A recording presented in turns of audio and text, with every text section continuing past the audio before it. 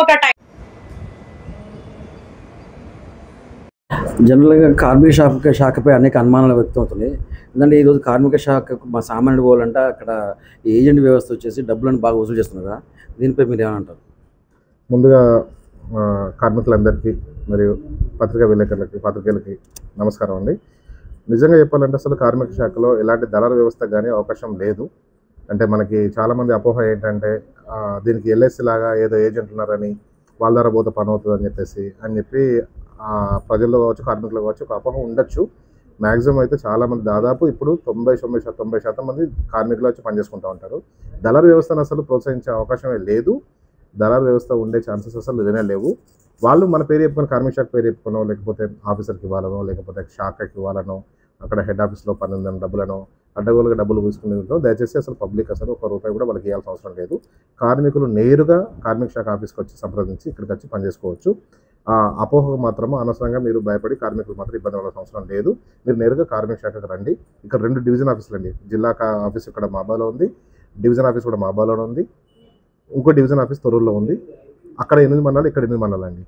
మాబాద్కి తొర్రూరుకి వచ్చేసరికి తొర్రూరు డివిజన్ మొత్తం 8 మండలాలు ఉన్నాయి, మాబాద్కి వచ్చేసరికి 8 మండలాలు ఉన్నాయి. ఇక్కడ ఎలాంటి ఏజెన్సీ వ్యవస్థ లాంటిది ఏమీ ఉండదు. దీన్ని అదునుగా తీసుకొని కార్మిక శాఖ ఎందుకంటే పెద్ద జ్యుడిషియం పెట్టుకొని ఎక్కువ క్లెయిమ్స్ ఉండడం వల్ల చాలా వరకు మనము ఎంక్వైరీకి వెళ్తున్నప్పుడు ఏంటంటే పబ్లిక్ని ప్రజల్ని కార్మికులను తప్పుదోవ పట్టించి వాళ్ళు ఏజెన్సీగా వాళ్ళ మధ్యవర్తులుగా మారి ఈ విధంగా చేసే అవకాశం ఉంది. కానీ మన కార్మిక శాఖ నుంచి ఎలాంటి అఫీషియల్గా ఏజెన్సీలు ఉండరు, ఎవరు లేరు. వాళ్ళని నేరుగా వచ్చి సంప్రదించి మీరు పనిచేసుకోవాలని కోరుతున్నాను. సామాన్యులకు అందరి ద్రాక్షగా కార్మిక శాఖ ఉంది. ఎందుకంటే ఇప్పటికి కూడా మీరు అనుకున్నట్టుగా లేదు సార్, ఏజెంట్ వ్యవస్థ బరాబర్ ఉంది. చాలామంది ఏజెంట్లు కూడా మీ పేరు చెప్పుకుని అక్కడ వ్యవస్థ నడిపిస్తున్నారు. దీనిపై ఏం హెచ్చరిక జారీ చేస్తారు? మీరు అన్నది నిజము కావచ్చు. ఎందుకంటే కార్మిక శాఖ పేరు చెప్పి అదే అండి, కార్మికులు నేరుగా రావడం వల్ల ఈ సమస్య పరిష్కారం ఒకటే పరిష్కారం అండి. కార్మికులు సరైన అవగాహనతో మన కార్మిక శాఖ ఆఫీస్కి రావడం వల్ల ఈ ఏజెన్సీ వ్యవస్థ మధ్యలో ఉన్న మధ్యవర్తి వ్యవస్థ అనేది కంప్లీట్గా నాశనం అవుతుందండి. దళారు వ్యవస్థ నిర్మూలించబడాలంటే కార్మికులు స్వచ్ఛందంగా రావాలి. స్వచ్ఛందంగా ఆఫీస్కి రావడం వల్ల ఏ ప్రాబ్లం ఉండదండి. ఇప్పుడు కార్మిక శాఖ దాదాపు ఇప్పుడు చాలా మంది వస్తున్నారండి. పాతప్పుడు అంటే కొంచెం అవేర్నెస్ లేక ఎవ్రీ ఇయర్ ప్రతి సంవత్సరానికి కంపల్సరీ అవగాహన పెరుగుతూనే ఉంటుంది. దాంతోపాటు దాదాపు కార్మికులు ఇప్పుడు నేరుగా మన కార్మిక శాఖను సంప్రదిస్తున్నారు. పాతప్పుడు ఏంటంటే తమ్ము ఇంప్రెషన్ లేకముందు కానీ వేలుబుద్ధి లేకున్నప్పుడు కానీ మీ సేవ వ్యవస్థ ఎప్పుడైతే మనకు ప్రారంభమైందో చాలా వరకు నేరుగా కార్మికులు ఆఫీస్ను వెతుకుంటూ వచ్చి మరి పనిచేసుకుంటున్నారు. అదృష్టం కొద్దీ మనకి కాంప్లెక్స్లో కలెక్టర్ ఆఫీస్ కాంప్లెక్స్లో అన్ని ఆఫీసులు ఒక దగ్గర ఉన్నాయి కాబట్టి ఏ పని మీద వచ్చినా కూడా కంపల్సరీ మన పని కూడా వాళ్ళు కంపల్సరీ చేసుకొని వెళ్ళిపోతున్నారు. అది మాత్రం అపోహనే నేను అంటానండి. నేను ఎందుకంటే ఎవరో ఒకరిద్దరి వల్ల దీన్ని జనరల్ చేసి చెప్పకండి. మామూలుగా అయితే మాత్రం ఇలాంటి వ్యవస్థ జరిగే అవకాశం లేదు. ఎందుకంటే నేను చాలా సంవత్సరాలు ఇక్కడ కార్మిక శాఖ అధికారులకు పనిచేస్తున్నాను. ఇలాంటి అపోహలు కొన్ని మేము కూడా వినడం జరిగింది. బట్ కాకపోతే అది ఖండించాల్సిన విషయమే. అట్లా ఏం వాళ్ళ ధర వస్తే పని అవుతుంది, కార్మికులు నేరుగా వస్తే కాదనేది మాత్రం దయచేసి అది తప్పు విషయం. అది కంపల్సరీ కార్మికులే నేరుగా వచ్చి చేసుకోండి. మేము ఏ దళారు వ్యవస్థను మేము ప్రోత్సహించట్లేదు. ఇంకోటి సార్, కార్మిక శాఖ అధికారులు ఫీల్డ్ మీద రాకపోవడం వల్ల దళారు వ్యవస్థ పుట్టుకొస్తున్నది కూడా ఒక టాక్ ఉంది. దీనిపై మీ స్పందన? అంటే ఇక్కడ కొన్ని విషయాలు ఏంటంటే అండి, నిజంగా మాట్లాడుకోవాలంటే కొన్ని విషయాలు మేము మరణం సంబంధించిన క్లెయిమ్స్ కానీ ఎంక్వైరీ మేము చేస్తాం.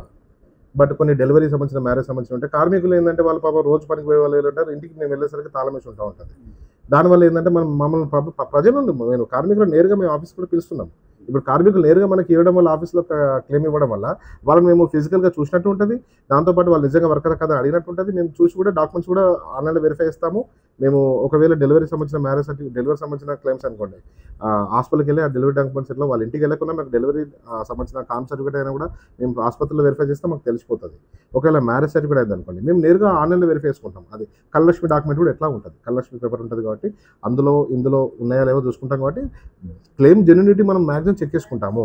ఎందుకంటే కొంతసారి కార్మికులు ఇంటికి పోవడం వల్ల వాళ్ళ పాపం పొద్దాక పనికి వెళ్ళడం వల్ల వాళ్ళ పాపం అందుగారులు ఉండడం వల్ల ఈ సమస్య అవుతుంది తప్ప డెత్ అయితే కంపల్సరీగా ఒకవేళ నేరుగా మేము వాళ్ళు మాకు వెళితే దొరకకపోయినా కంపల్సరీ మేము ఆఫీస్ పిలిపించుకొని వాళ్ళని చూసిన తర్వాత మేము ఎంక్వైరీ చేసిన తర్వాత మేము క్లెయిమ్ శాంక్షన్ చేస్తున్నాము. అది ఇంతకుముందు మీరు అట్లా ఉండేది కానీ ఇప్పుడు ఆ పరిస్థితి లేదు.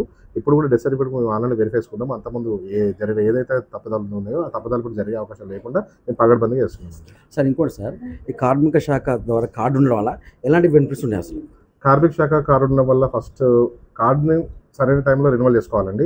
పాపం చాలామంది నిజంగామైన కార్మికులు 2009, 10, 11, 12, 13 సంవత్సరాల వాళ్ళు కార్మికులు నిజంగా రెన్యువల్ చేసుకోవడం వల్ల పాపం ఇంతమంది ఈ రోజు వచ్చిన విషయం ఎగ్జాంపుల్ ఇప్పుడే వచ్చిన ఒక విషయం. పాపం 2013లో ఒక నిజమైన కార్మికుడు రెన్యువల్ చేసుకోలేదు, చనిపోయాడు. 18 వరకే ఉంది కార్డు. రెన్యువల్ చేసుకోవడం వల్ల చాలా సమస్యలు పాపం ఇప్పుడు వాళ్ళు తెలియక పాపం నిజమైన కార్మికుడికి కార్డు ఉన్నట్లా అది సమస్య ఎదురవుతుంది. సో మీరు ఫస్ట్ మీ దగ్గర ఉన్న కార్మిక శాఖ కార్డుని నేరుగా మీ సేవకి వెళ్ళి రెన్యువల్ చేసుకోండి ఫస్ట్.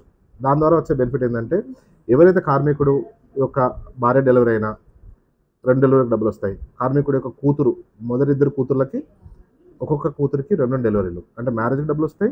2 కూతుర్లు ఉంటే ఒక్కొక్క కూతురికి 2 డెలివరీలు వస్తాయండి. టెంపరరీ దెబ్బలు శాశ్వతంగా 2 రకాల దెబ్బలు దాకా వస్తాయండి. ఒకటేమో శాశ్వతంగా తాకితే, ఒకటేమో టెంపరరీగా. టెంపరరీ దానికి 13,500 రూపాయలు వస్తాయండి.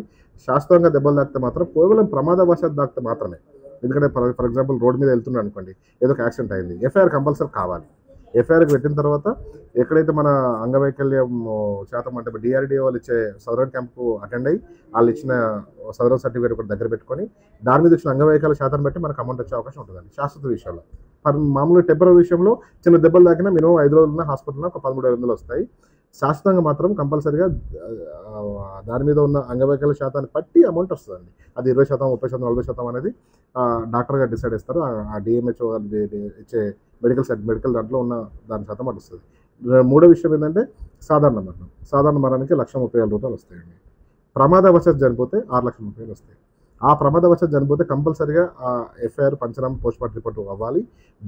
దాని మీద కూడా వృత్తి అనేది కన్స్ట్రక్షన్ వర్కర్ అయి ఉండాలి. భవన నిర్మాణ కార్మికులు, తాపీకులు, మేషింకులు, పెయింటరు, ఎలక్ట్రీషియన్, ప్లంబరు పడాలి.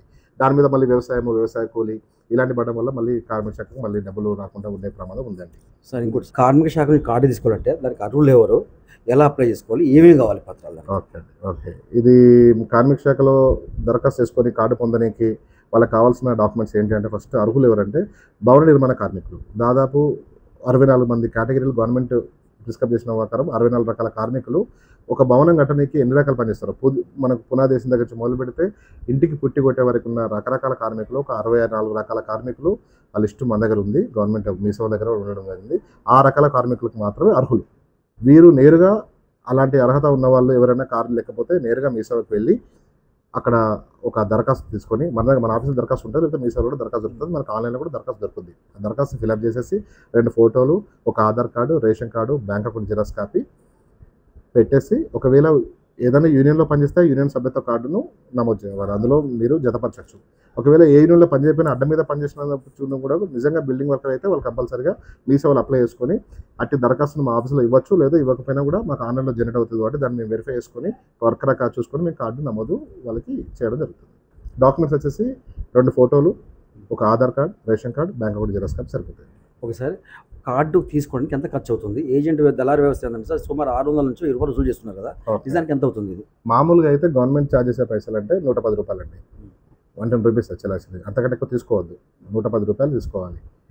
దాంట్లో కూడా మళ్ళీ దానికి మీ సేవకు నేరుగా మనకు మీ సేవకు మన దగ్గర 30 రూపాయలు 35 రూపాయల వరకు అమౌంట్ కూడా ఇస్తున్నాం.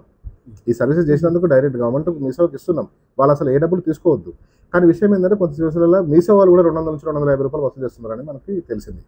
అంటే కొంతమంది ఏంటంటే సరే లామినేషన్ చేసిస్తాము, కార్డు కలర్ ప్రింట్ ఇస్తున్నాం కదా అంటే సరే కలర్ ప్రింట్కి లామినేషన్కి మా అంటే 10 రూపాయలు 20 రూపాయలు అవుతుంది కావచ్చు.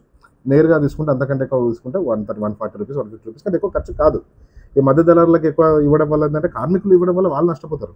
ఇస్తే వాళ్ళు ఎంతైనా తీసుకుంటారు కదండి ఎవరైనా కూడా. కార్డు ఒక వ్యక్తికి కార్డు అప్లై చేసి ఆన్లైన్ చేసుకున్న తర్వాత ఎన్ని రోజుల కార్డు ఇష్యూ అవుతుంది? మంచి అంటే మీరు ఇచ్చిన కరెక్ట్గా చేయాలంటే ఇప్పుడు కొంచెం పబ్లిక్ ఎక్కువ ఉండడం వల్ల కొంచెం ఎంక్వైరీలు టైం ఇవ్వడం వల్ల కొంచెం ఇబ్బంది అవుతుంది తప్ప హార్డ్లీ అయితే దాదాపు 1 వీక్ to 10 days వరకు మనకు కంపల్సరీ కార్డు ఇష్యూ చేయడం జరుగుతుందండి.